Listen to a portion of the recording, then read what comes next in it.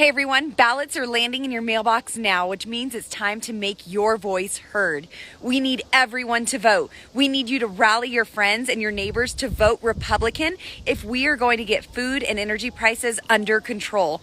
I'm the only candidate in this race who will help fire Nancy Pelosi, put a check on Joe Biden, and fight for you every day because freedom is a great motivator. Is Lauren Boebert really this dumb, or is she just pretending to be? Check out this tweet. Vote Republican like your freedom depends on it, because it does. This is something that Republicans love to trot out. They couch their political ideology in this hollow framework of freedom and individual liberty. And to some extent, that's what they want, but only for certain things. Gun ownership, the ability to harass and discriminate marginalized communities, and to exclude religious groups who aren't Christian. The list goes on, but that's really it. And we'll get to that Christian thing in a minute because it is alarming where that is going. But let's talk about this individual liberty and freedom thing first. That certainly doesn't apply if you want to exercise bodily autonomy and terminate a pregnancy. Republicans support a national abortion ban. They've said it out loud. They've introduced legislation to do that. That's what they want. Their justices on the Supreme Court just ended Roe versus Wade. So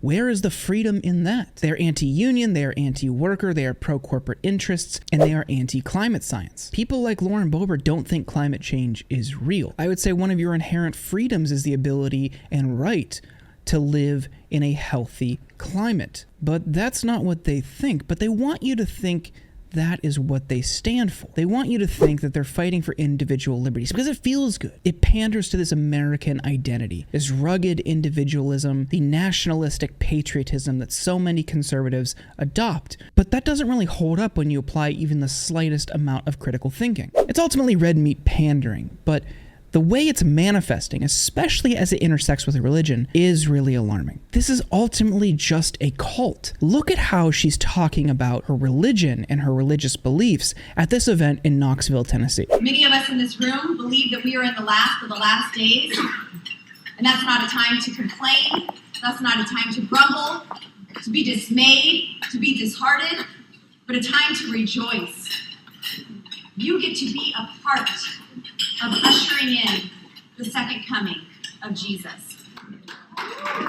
This is a political event, and she's talking about the second coming of Jesus Christ. Now, whatever you think about Christianity, whether you are or you aren't, incorporating that into a political speech is very alarming. It's not just, hey, I believe this and I think you should too. It's the world is ending and the guy that I think is the Messiah is coming back to earth to sweep up all of us who believe similarly into heaven. This type of dominionist Christian fascism leads to actually bad consequences because those same sorts of people marginalize and ostracize people who aren't in those camps. Religious differences can often lead to real-world violence as well. Within this ideology is a proclivity for violence. You can see it all the way back in the time of the Crusades. And again, it's not just her saying, I believe this and you should too. That is fine, I guess. If that's what you want to believe, go for it. But with so many conservatives, the way that they articulate their religious beliefs, it's not just that. It is, I believe this, and nobody who believes anything else should have any rights. And they're not saying it exactly like that, but that's what their policies and their political stances ultimately call for. You can see it in Trump's Muslim ban. You can see it in their rhetoric talking about how we're a Christian country. No, we aren't.